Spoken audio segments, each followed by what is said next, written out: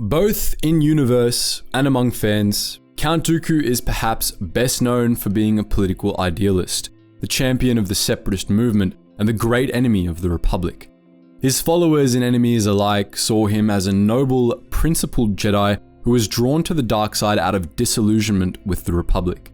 Consequently, much of the galaxy, as well as many Star Wars fans, saw him as a somewhat sympathetic antagonist. Even as a Sith Lord, he seemingly always acted in what he believed were the galaxy's best interests, and as leader of the separatist movement, he made plenty of valid points about the failings of the Republic and the Jedi Order. On the surface, Dooku appears to be a bit of a tragic character, a genuinely noble man who was manipulated by Darth Sidious into betraying everything he stood for. But as Sidious himself exemplifies, Sith were rarely what they seemed to be on the surface, and a Sith was what Dooku was, through and through. Darth Tyranus, as he called himself, was not the man he pretended to be. Like his master, he lived his life behind a mask. In this video, we'll be peeling back that mask and examining the true nature of Star Wars' most underrated antagonist.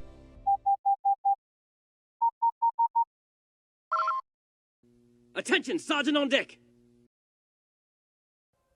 Before we begin, as usual, we're going to take a minute to highlight our sources.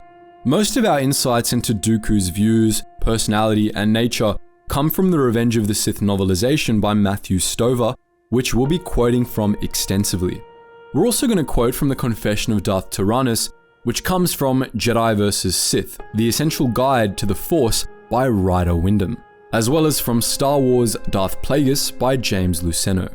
Though we'll also be alluding to events from other pieces of Star Wars media, those three books are going to be our main sources for this video. As always, we encourage you to buy all of them and support their authors. As a final note, we would like to emphasize that this is specifically a Legends video, like most of our content, and will thus not be dealing with canon sources whose depiction of Dooku's backstory and nature sometimes conflict. In particular, we're not going to be talking about Tales of the Jedi. We've already done a whole video on how Dooku is depicted in that, if you're interested. With all that out of the way, let's begin. The rough outline of Count Dooku's story is fairly well known, and both in-universe and out, it's often told according to a simple narrative that paints Dooku as principled and respectable. This narrative is recounted pretty succinctly in the Revenge of the Sith novelization, so we're going to start there with the novelization's summary of the tale.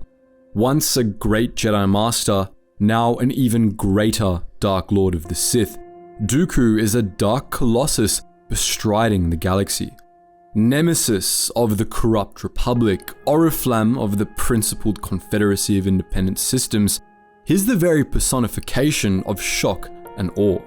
He was one of the most respected and powerful Jedi in the Order's 25,000-year history, yet at the age of 70, Dooku's principles would no longer allow him to serve a republic in which political power was for sale to the highest bidder. He'd said farewell to his close friends on the Jedi Council, Mace Windu and the ancient Master Yoda. He'd said farewell to the Jedi Order itself. Dooku had retired to his family estate, the planetary system of Serenno. Assuming his hereditary title as its Count made him one of the wealthiest beings in the galaxy. Amid the unabashed corruption endemic to the Republic, his immense wealth could have bought the allegiance of any given number of senators. He could, perhaps, have bought control of the Republic itself. But a man of such heritage, such principle, could never stoop to be lord of a garbage heap, chief of a horde of scavengers squabbling over scraps. The Republic, to him, was nothing more than this.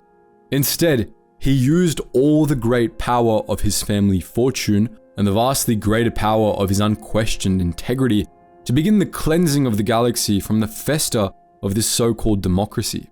He is the icon of the separatist movement, its public face.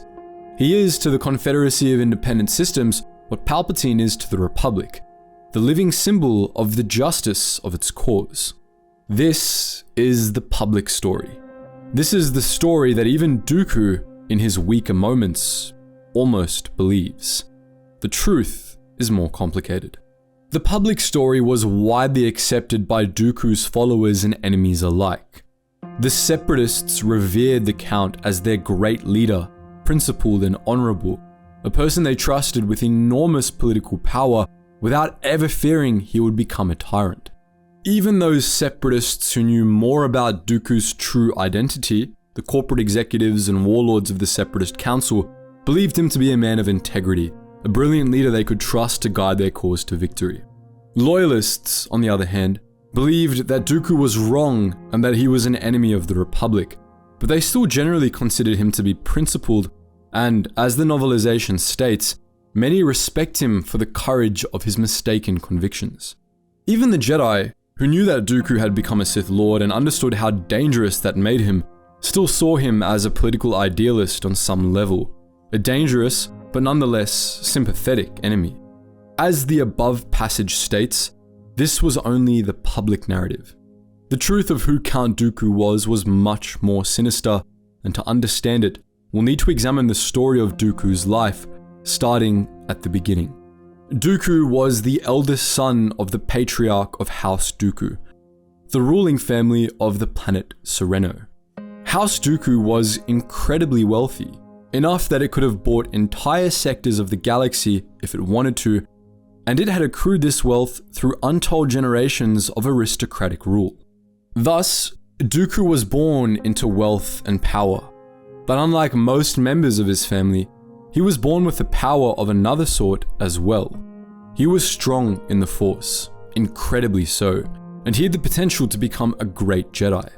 Seeing this, his parents offered him up to the Jedi Order as they had another son to name as their heir, and they believed that having a member of House Dooku in the ranks of the Jedi Order would grant them even greater prestige. Most Jedi were raised without knowledge of their origins, but Dooku was an exception to this rule. His heritage was public knowledge, and his family was widely known across the galaxy. From an early age, Dooku knew that he could have wealth and political power beyond imagining if he ever wanted it, but from a similarly early age, the only power he cared about was power in the Force. Dooku was committed to the path of the Jedi and cared nothing for his family back on Serenno or the wealth and power they possessed. Nonetheless, his status as an aristocrat's heir cast a shadow over Dooku.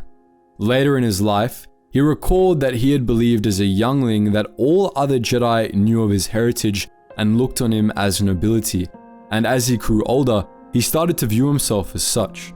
Dooku had a bit of a superiority complex. As a Jedi, he saw himself as a great man meant to shoulder responsibility for the galaxy. Later in his life, his perception of himself lost its ostensibly charitable coat of paint, and he thought of himself as an outright superior being. But we'll get to that later. With all that said, Dooku wasn't thoroughly evil from day one.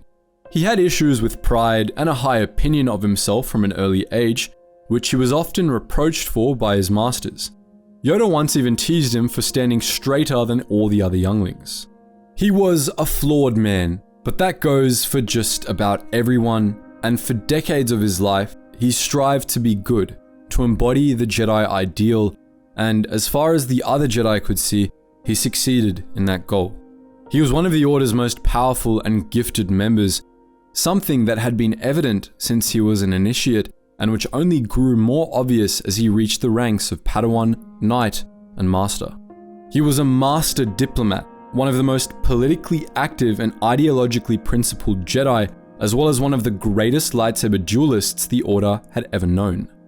For decades, Dooku put all these strengths to good use. He served the Order with distinction, doing much to help the ordinary people of the galaxy.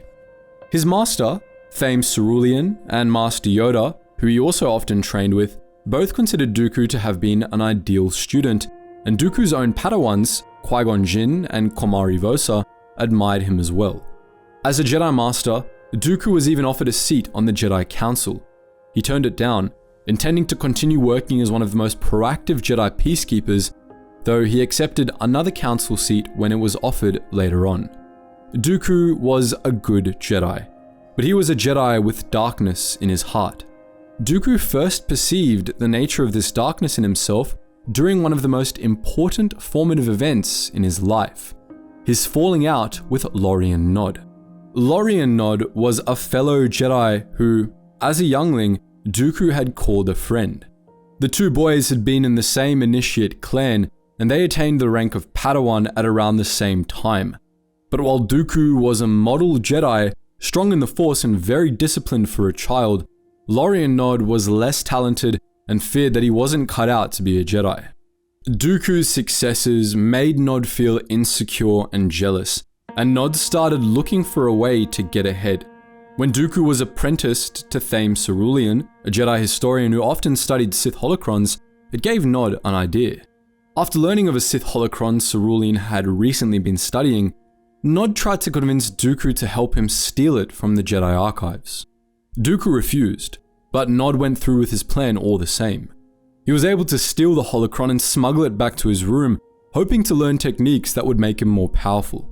When Nod accessed the holocron, however, the sheer power of the dark side within it made him sick, and he called Dooku to his room, asking for help. Dooku scolded Nod for stealing the artifact and tried to convince him to return it, but as the two Padawans argued, they were joined by Master Oppa Rancisis, who had felt the presence of the dark side in Nod's room. Rancisis confiscated the holocron, and when pressed about where he got it, Nod accused Dooku of stealing it.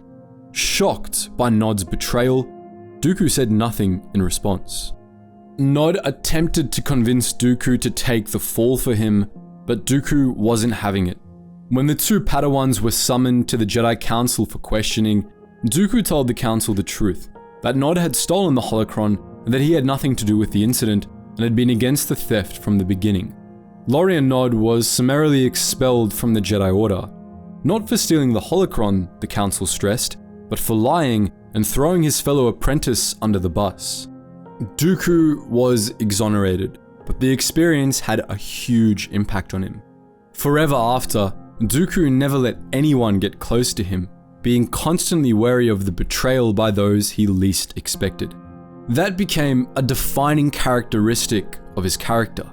Dooku saw treachery everywhere, and like most people of that mindset, he eventually became treacherous himself, as was the way of the Sith. But on top of that, the incident had taught Dooku something about himself, that he was fundamentally different from the people around him. To quote the Revenge of the Sith novelization, Dooku is different. He doesn't remember quite when he discovered this.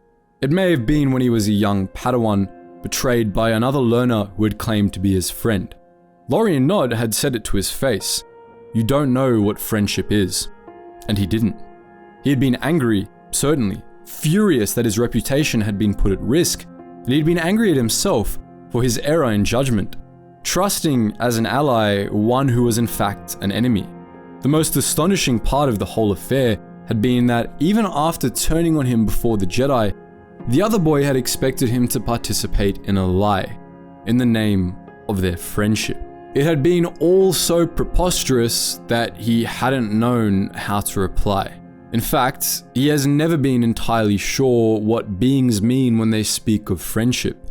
Love, hate, joy, anger, even when he can feel the energy of these emotions in others, they translate in his perception to other kinds of feelings, the kinds that make sense. Dooku was, at least partly, a sociopath. This was something he kept a closely guarded secret. He became so adept at feigning concern, compassion, friendship, and the rest that no one ever saw through his mask unless he let it slip intentionally. But this was Dooku's true nature, and it was what ultimately led him down the dark path. There's a certain irony to that, as one of the most common criticisms of the Jedi is that their code made them into sociopaths. This wasn't true, as we've discussed in the past, and in Dooku, we see why. The Jedi didn't let their emotions control them, but they didn't deny their existence, and some emotions were considered to be central to a Jedi's life, particularly compassion, the basis of the light side. It was Dooku's lack of compassion that ultimately drove him down a dark road. Even though he was firmly committed to the Jedi for most of his life, he never did a Jedi's work out of compassion. He was loyal to the Jedi mostly out of principle, out of a belief that the life of a Jedi was an honorable and noble pursuit, And he did the work of a Jedi because he had been taught that it was the honorable thing to do, because he saw it as conducive to the order and stability in the galaxy, and because he believed it brought the galaxy closer to the way things ought to be. In the absence of compassion, all of these motivations and ideals could be twisted to evil, as they eventually were. In the Confession of Darth Tyranus, Dooku professes himself to have been an exemplary Jedi, citing that he never shirked from duty, nor was tempted by the dark side. He certainly did the work of a Jedi well, but his career as a Jedi was built on the wrong foundations, and in his heart, Dooku was never really a Jedi. Indeed, it was only a matter of time before the dark side claimed him, given which emotions he did actually feel and understand. To quote the Revenge of the Sith novelization again, "Jealousy he understands, and possessiveness. He is fierce when any being encroaches on what is rightfully his. Intolerance at the intractability of the universe and at the undisciplined lives of its inhabitants. This is his normal state. Spite is a recreation. He takes considerable pleasure from the suffering of his enemies. Pride is a virtue in an aristocrat, and indignation his inalienable right, when any dare impugn his integrity, his honor, or his rightful place atop the natural hierarchy of authority. And moral outrage makes perfect sense to him, when the incorrigibly untidy affairs of ordinary beings refuse to conform to the plainly obvious structure of how society ought to be. He is entirely incapable of caring what any given creature might feel for him. He cares only what that creature might do for him or to him. Very possibly, he is what he is because other beings just aren't very interesting, or even, in a sense, entirely real. Put another way, Dooku was, at his heart, an aristocrat, looking down on the ordinary people of the galaxy with the sort of contempt that only an aristocrat could muster. For many long decades, he hid this and deceived even himself into believing that he acted out of genuine sympathy for the people of the galaxy. But when the dark side consumed him at last, Dooku embraced his contempt for others, his aristocratic mindset, even as he returned home and embraced his birthright as Count of Serenno. This sort of emotional dysfunction steered Dooku toward the dark side, not just by how readily it drove him toward dark emotions, but also because of how it warped Dooku's perception of others. People who lack compassion, who view themselves as superior, and who are prone to the same sorts of extreme hierarchical thinking as Dooku, lose the ability to see humanity as others, to think of other people as people in their own right, instead of objects to be manipulated for one's own benefit. This, in turn, strips such people of their own humanity, leaving them as hollow shells, egotistical and solipsistic. Such was the case for Dooku. As he joined the ranks of the Sith and embraced his emotional dysfunction, he began not only to see people as not entirely real, but as objects that he categorized solely by how they could be useful or dangerous to him. To quote the novelization, for Dooku, other beings are mostly abstractions, simple schematic sketches who fall into two essential categories. The first category is assets, beings who can be used to serve his various interests, such as, or for most of his life, and to some extent even now, the Jedi, particularly Mace Windu and Yoda, both of whom had regarded him as their friend for so long that it had effectively blinded them to the truth of his activities. And of course, for now, the Trade Federation and the Intergalactic Banking Clan, the Techno Union, the Corporate Alliance, and the Weapon Lords of Geonosis. And even the common rabble of the galaxy, who exist largely to provide an audience of sufficient size to do justice to his grandeur. The other category is threats. In this second set, he numbers every sentient being he cannot include in the first. There is no third category. Someday, there may not even be a second. Being considered a threat by Count Dooku is a death sentence. A death sentence he plans to pronounce, for example, on his current allies, the heads of the aforementioned Trade Federation, Intergalactic Banking Clan, Techno Union, Corporate Alliance, and Geonosian Weaponeers. Treachery is the way of the Sith. All told, Dooku had darkness in his heart from very early on, and it was merely something he suppressed. He did this for many long decades in his time as a Jedi, in which he did his best to be the best Jedi of the age, partly out of a sense of commitment and partly out of personal pride. These things also kept Dooku from straying to the dark side, despite the potential he had for it. He later claimed that he always wanted power in the Force, but that as a Jedi, he had deluded himself into believing that this was solely as a means to an end. It's possible that Dooku could have kept this up for his whole life had a few things played out differently. But as we said earlier, Dooku's stalwart loyalty to the Jedi was built on rotten foundations, and once it began to falter, once Dooku began to develop doubts about the Order, it was only a matter of time before the dark side consumed him. That process began in 44 BBY, when he and his apprentice, Komarivosa, were dispatched on a mission to Galidraan. Much like the betrayal of Lorian Nod, Galidraan was a pivotal moment in Dooku's life, the mission that made him begin to doubt the Jedi and the Republic. It began when the governor of Galidraan, a remote, frigid Republic-aligned world, requested Jedi intervention on his planet. He claimed that Mandalorians had settled on his homeworld and had perpetrated atrocities against his people, and that his local security forces were insufficient to crush the Mandalorian threat. The details of the request were vague, but one thing was abundantly clear. Innocents were dying, and the Jedi Council deemed the situation urgent enough to send a team of 20 Jedi Knights to Galidraan as quickly as possible. The task force was hastily assembled, with most of the members chosen just because they happened to be near Galidraan at the time.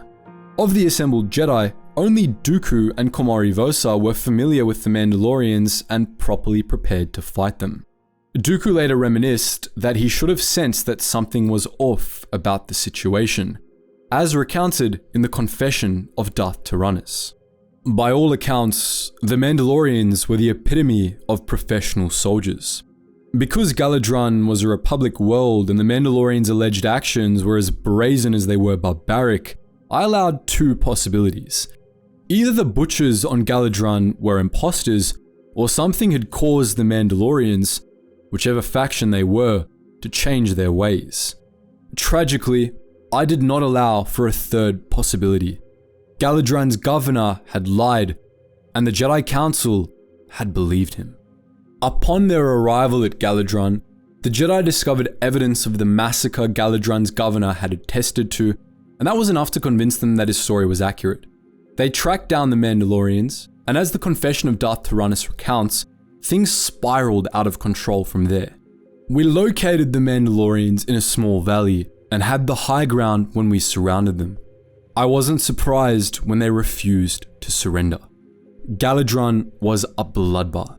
When the conflict ended, 11 Jedi and all but one of the Mandalorians lay dead in the snow.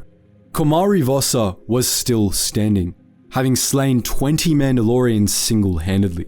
The surviving Mandalorian, I soon learned, was named Jango Fett.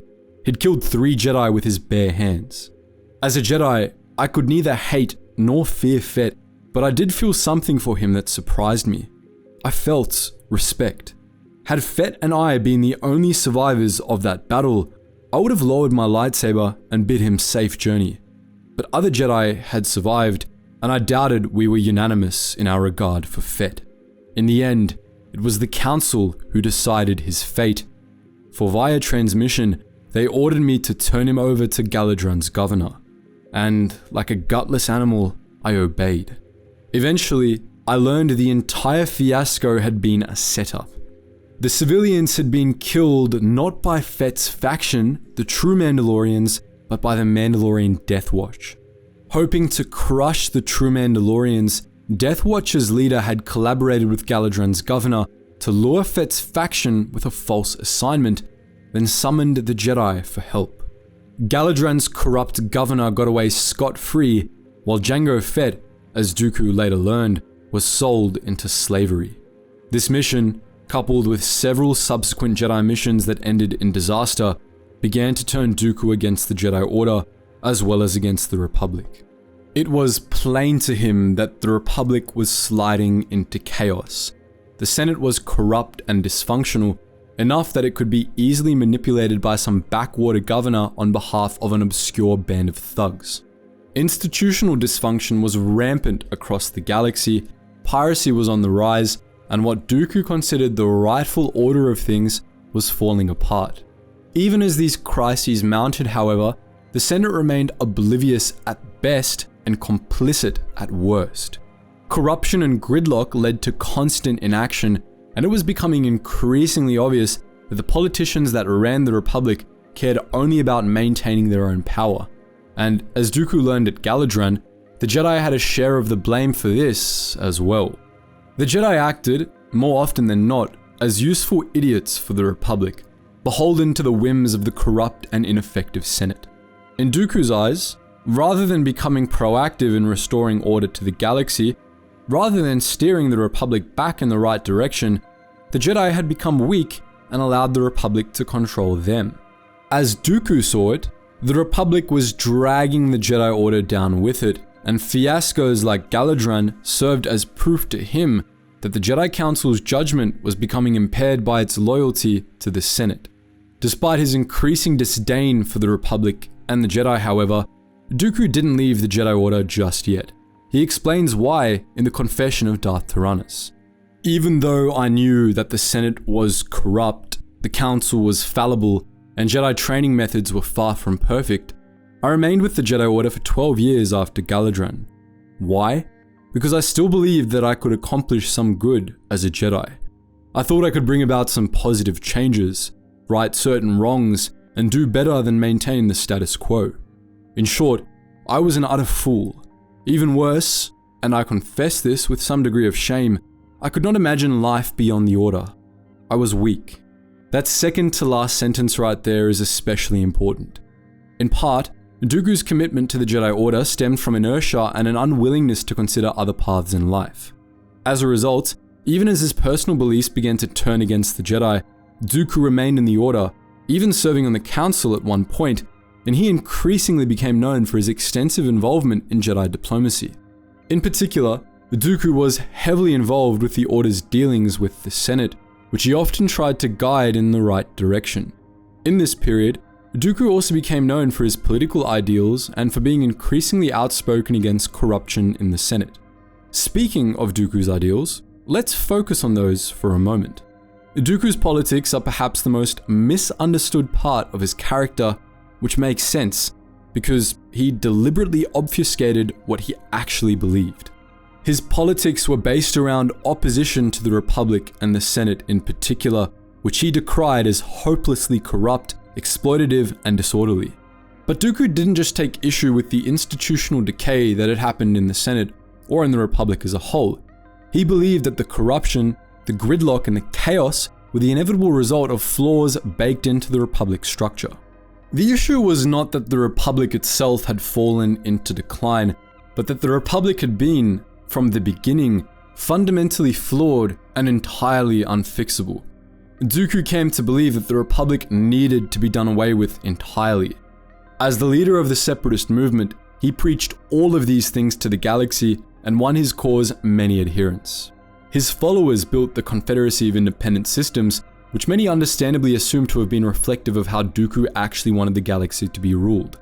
The Confederacy was structured similarly to the Republic, being a democratic system governed by a parliament, but it was much more decentralized, allowing individual systems and sectors far greater autonomy than the Republic had. The Confederacy's central government was also run much more simply, with less procedural bloat and less bureaucracy. But the Confederacy of Independent Systems was not how Dooku envisioned his ideal galactic system, nor was it ever meant to be. After all, Dooku built up the CIS as controlled opposition, an enemy that could frighten the Republic into becoming an empire and nothing more. Dooku's problem with the Republic was never that it was too centralized, as he claimed during his time as leader of the Separatist movement. Quite the opposite. Dooku believed that the Republic's problems stemmed from it not being centralized enough. Dooku believed that in most questions of policy, there was only one right answer, and what he considered to be the fatal flaw of the Senate was that it allowed a plurality of opinions to be debated equally. Rather than dictating that the galaxy conform to the plainly obvious structure of how society ought to be, to quote one of the novelization passages from earlier, The Senate debated endlessly, deciding what to do at length and only by majority rule. This, Dooku believed, was the source of the Republic's gridlock, corruption, and all the rest, that it made decisions by consensus and through debate, and that its ordinary people elected its leaders, rather than being led by stronger beings whose right it was to rule, who would enforce the obvious right way of running things and silence those who dissented. Put another way, Count Dooku hated democracy. Like many later Imperials would, Dooku saw the issues plaguing the Republic as a matter of order and chaos. The Republic's pluralism, as he believed, was a surrender to chaos, which was why chaos had spread all throughout the galaxy. A proper government, to Dooku, would enforce order. This was also the core of Dooku's opposition to the Jedi Order. The Jedi Order was structured better than the Senate, at least to Dooku's mind, but in following the Senate's lead, the Jedi had also surrendered to chaos. Dooku considered this especially unforgivable, since he believed the duty of a Jedi was to enforce order across the galaxy. Of course, order and chaos are meaningless buzzwords. Anyone who uses them like they're objective concepts is trying to manipulate you, and in politics, they usually stand in for other things. The same was true for Dooku. As a Jedi, Dooku would have defined order as peace and stability, or more accurately, as a lack of disruption to the smooth operation of galactic systems, and chaos as the decline of these things.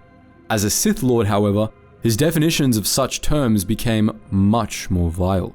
One particular passage of the Revenge of the Sith novelization unmasks Dooku's true political beliefs in all but their appalling detail.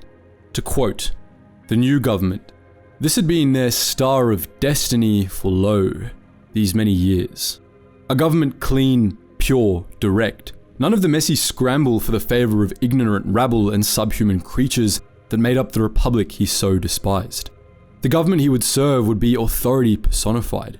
Human authority. It was no accident that the primary powers of the Confederacy of Independent Systems were Nemoidian, Skakoan, Quarren and Aqualish, Mun and Gossam, Cymerthium, and Korrivan Geonosian. At war's end, the aliens would be crushed, stripped of all they possessed, and their systems and their wealth would be given into the hands of the only beings who could be trusted with them. Human beings. Dooku would serve an empire of man." It isn't clear whether Dooku was always this virulent of a speciest. He probably wasn't as a Jedi, though it's likely he'd had a seed of it deep in his heart before he fell to the dark side. As Darth Tyranus, though, Count Dooku embraced the superiority complex that had always been his greatest flaw, and his hatred of pluralism, democracy, and dissent led to the same place it always leads, to supremacism. Republic rule had always primarily benefited humans, who founded and largely ran the Republic, whereas non-humans were often pushed to the fringes of galactic society. Populations left in such conditions inevitably fight back, as is their right, or otherwise break the rule to fend for themselves, turning to things like piracy. Thus, in the last years of the Republic, this meant that unrest and all the other things Dooku considered disorder often had a non-human face. This disorder was only ever the symptom of the true problems facing the Republic, but those unwilling to confront those internal problems typically reserved all their blame and hatred for easier scapegoats. This was why most members of the Senate's militarist faction, who ran on a platform of anti-piracy hawkishness and the return of law and order to the Outer Rim, were usually closet humanocentrists. The connection worked the other way around too. Those who already hated non-humans were attracted to the militarist cause by the prospect of inflicting state violence on alien populations in the name of law and order. As for Dooku, his speciesism was further fueled by his sense of superiority. As a Sith Lord, Dooku looked down on just about everyone. Apart from hating non-humans, Dooku also despised cyborgs, and, of course, he also hated the ordinary people of the galaxy, human or not, as befitting an aristocrat. His hatred for the rabble was perhaps the strongest of all, but as with all his other prejudices, he kept this a secret, even acting the part of a populist as the leader of the separatist movement. Indeed, he made those beings he despised the most his closest allies, so he could keep them close at hand while he plotted their destruction with his master. In summary, Count Dooku was a fascist, and to an even greater extreme than Darth Sidious himself. While Sidious only used bigotry as a tool of empire building, Dooku was a believer, and while the Galactic Empire ultimately retained the Senate and a few other vestiges of Republic democracy to some extent, Dooku would have seen the entire galaxy enslaved. He dreamed of an empire that would put all lesser beings in their place, to put them utterly beneath him, and Count Dooku saw just about everyone as a lesser being. Of course, we can't talk about Dooku's vision for the Empire without talking about what he believed should become of the Jedi Order. To quote the Revenge of the Sith novelization, he would serve the Empire as only he could, as he was born to. He would smash the Jedi Order to create it anew, not shackled by the corrupt, narcissistic, shabby little beings who call themselves politicians, but free to bring true authority and true peace to a galaxy that so badly needed both. An order that would not negotiate, would not mediate. An order that would enforce. The survivors of the Jedi Order would become the Sith army, the fist of the Empire. And that fist would become a power beyond any Jedi's darkest dreams. The Jedi were not the only users of the Force in the galaxy. From Hapes to Harun Kal, from Kifu to Dathomir, powerful Force-capable humans and near-humans had long refused to surrender their children to lifelong bound servitude in the Jedi Order. They would not so refuse the Sith army. They would not have the choice. This concept of a Sith army was entirely Dooku's idea, as you might be able to tell from the fact that Palpatine never established anything of the sort. It was what Dooku had always believed the Jedi Order should have been, even before his fall to the dark side. An order that would enforce, that would use the power of the Force to make the galaxy work the way it should. For decades, Dooku had been frustrated by the Jedi Order's unwillingness to take matters into its own hands, and that, in large part, was what had allowed Darth Sidious to draw him to the dark side. The Sith had been watching Dooku for over 20 years before he left the Jedi Order. Darth Plagueis had planned to attempt to convert Dooku and take him as his new apprentice if Darth Sidious were ever killed, while Sidious had been planning to make Dooku his apprentice after he overthrew Plagueis for some time. Even before Dooku left the Jedi, Sidious, as Senator Palpatine, befriended Dooku, who often vented to him about his frustrations with the Jedi and the Republic. In this way, Sidious was able to use Dooku to gather intelligence on how the Jedi Order was reacting to the results of Sith manipulation across the galaxy. Sidious also steadily groomed Dooku, guiding him subtly toward the path of the dark side. In the decade after the Battle of Galidraan, Dooku's disagreements with the Jedi Order increased. The final straw for him was the Naboo crisis of 32 BBY, which saw the Trade Federation invade Naboo as a direct result of the Republic's ineffectiveness, ultimately leading to the death of Dooku's first apprentice, Qui-Gon Jinn. To Dooku, the Battle of Naboo proved beyond a shadow of a doubt that the Republic, which had caused the crisis through its own dysfunction, had utterly failed and needed to be replaced, as well as that the Jedi, who Dooku had believed took insufficient action in response to the crisis, were beyond saving as well. This prompted Dooku to leave the Jedi Order, becoming the 20th Jedi Master to do so. After leaving the Order, Dooku returned home and reclaimed his birthright as Count of Serenno, inheriting his family's enormous wealth and political power. As far as the galaxy was concerned, he then disappeared from public life for 8 years before re-emerging as the leader of the Separatist movement. Before Dooku returned home, however, he met with his old friend Palpatine, who had recently become Supreme Chancellor of the Republic, to vent one last time. He discussed the death of Qui-Gon Jinn at the hands of Darth Maul, and how the Jedi Council believed that there was still another Sith, likely the Master and not the apprentice, still at large. Dooku said that after he reclaimed his family's wealth, he intended to use it to seek out the surviving Sith Lord, but not for the reasons you might expect. To quote Star Wars' Darth Plagueis, "You want to avenge the death of Master Qui-Gon," Palpatine said, nodding, and aware that Dooku was looking at him intently. The thought preoccupied me for some time, but no longer. Palpatine turned his head slightly. Then why seek this Sith? Because I suspect that Naboo was only the beginning, a kind of opening salvo. The Sith want to see the Republic brought down, much as you and I do. Far from wanting to hunt down the remaining Sith Lord to avenge Qui-Gon's death, Dooku wanted to join him.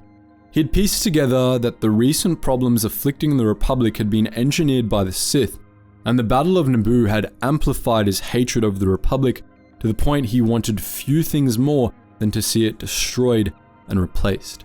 As Dooku's disdain for the Jedi Order's unwillingness to enforce its view upon the galaxy grew, he began to gravitate toward the dark side, toward the Sith's lack of self-restriction. In his final decade as a Jedi Master, Dooku had quietly grown sympathetic to the dark side, and in the end, Darth Sidious found it surprisingly easy to recruit him as his new apprentice. After all, as we discussed earlier, Dooku was a sociopath. The loss of Qui-Gon enraged him, but he moved on quite quickly, viewing Qui-Gon's death as the result of another of the Jedi Council's missteps more than anything else. When Darth Sidious revealed himself to him, Dooku eagerly took the title of Darth Tyranus. Dooku spent the next decade playing a crucial role in the fulfillment of the Sith Grand Plan. On the one hand, he used his family's enormous wealth to partly finance the Grand Army of the Republic, while on the other, he used his political capital to assemble the separatist movement. In 24 BBY, he declared the formation of the Confederacy of Independent Systems, and 2 years later, he and his master engineered the start of the Clone Wars between the Confederacy and the Republic. This war was designed to destroy both sides and remake them anew, to unite the galaxy under the banner of the Empire, which would be under the control of the Sith. Of course, Sidious had lied to Dooku about what that would mean for him, as the Revenge of the Sith novelization details. Again, Dooku sighed. Today he felt every hour of his 83 years. It is fatiguing to play the villain for so long, Master. I find myself looking forward to an honorable captivity. A captivity that would allow him to sit out the rest of the war in comfort. A captivity that would allow him to forswear his former allegiances, when he would conveniently appear to finally discover the true extent of the separatist crimes against civilization and bind himself to the new government with his reputation for integrity and idealism fully intact. Sidious had told Dooku that he would be his second in command in the new empire, free to order the galaxy according to his will, and Dooku believed that all he needed to do to earn that position was betray his separatist allies after a short while in jail. To Dooku, this seemed easy and comfortable enough. Having lived the austere life of a Jedi, a stint in prison wouldn't be all that bad, and treachery, after all, was the way of the Sith. This likely should have clued him into the fact that Sidious was lying to him about the final stage of the plan, but Dooku's pride and sense of self-importance prevented him from seeing the truth. The only aspect of the supposed plan that Dooku was uncomfortable with was how he was to be captured. Sidious had specified that, after killing Obi-Wan Kenobi, he was to allow himself to be defeated by Anakin Skywalker. This would be a blow to Dooku's enormous pride, given how much he considered Skywalker to be beneath him, but as he saw it, it was a small price to pay for the rule of the Empire. Besides, Skywalker was important to the Sith Grand Plan, as Dooku knew full well. He had spent the Clone Wars helping drive the boy down the path of the dark side, as his master instructed. By the time of the Battle of Coruscant, Skywalker was close to falling. Sidious told Dooku that the final straw would be the murder of Obi-Wan Kenobi, which Dooku was to carry out himself. In Kenobi's absence, Sidious believed that Skywalker would have no one left to hold him back, to keep him from the dark side's embrace.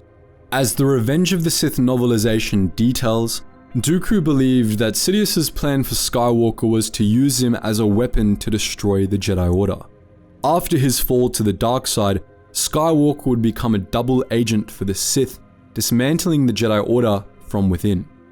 To quote, "With his heroic capture of Count Dooku, Anakin Skywalker will become the ultimate hero, the greatest hero in the history of the Republic, perhaps of the Jedi Order itself.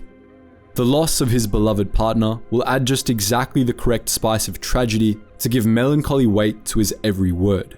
When he gives his HoloNet interviews denouncing the Senate's corruption as impeding the war effort, when he delicately, oh so delicately, not to mention reluctantly, insinuates that the corruption in the Jedi Order prolonged the war as well. When he announces the creation of a new order of Force-using warriors, he will be the perfect commanding general for the Sith army. With a single brilliant stroke, Dooku's master would turn the Jedi Order back upon itself like an Ithrani Ouroboros devouring its tail. Dooku believed that Skywalker would ultimately be his subordinate, an assassin like Maul or Ventress, rather than a true Sith Lord. He was so blinded by his own pride, self-importance, and sense of superiority, so assured that Skywalker, the reckless, inelegant former slave, was beneath him, that he never suspected his master's true intent. Of course, as we all know, Sidious's true plan for his apprentice was much simpler. As the Revenge of the Sith novelization states, his purpose was to be the victim of Anakin Skywalker's first cold-blooded murder. His first, but not the last.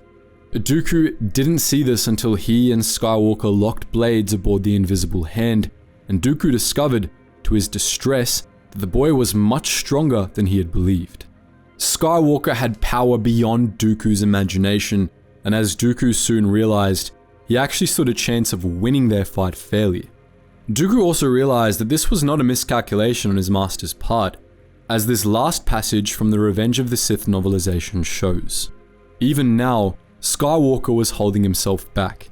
Even now, as he landed at Dooku's flank and rained blows upon the Sith Lord's defenses, even as he drove Dooku backward step after step, Dooku could feel how Skywalker kept his fury banked behind walls of will, walls that were hardened by some uncontrollable dread.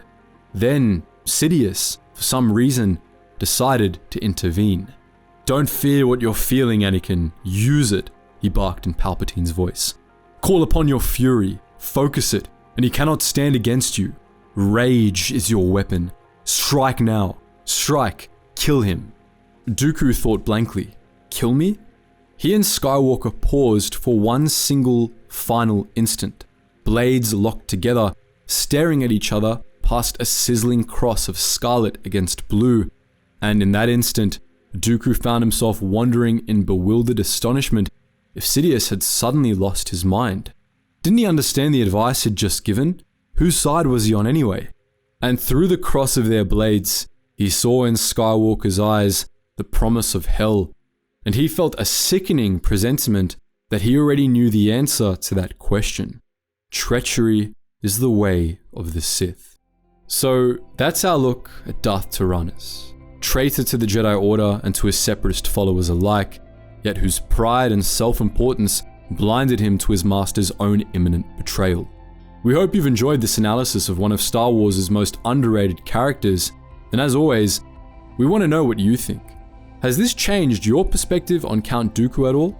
Let us know your thoughts in the comment section below, and as always guys, thank you so much for watching, and I hope to see you in the next video.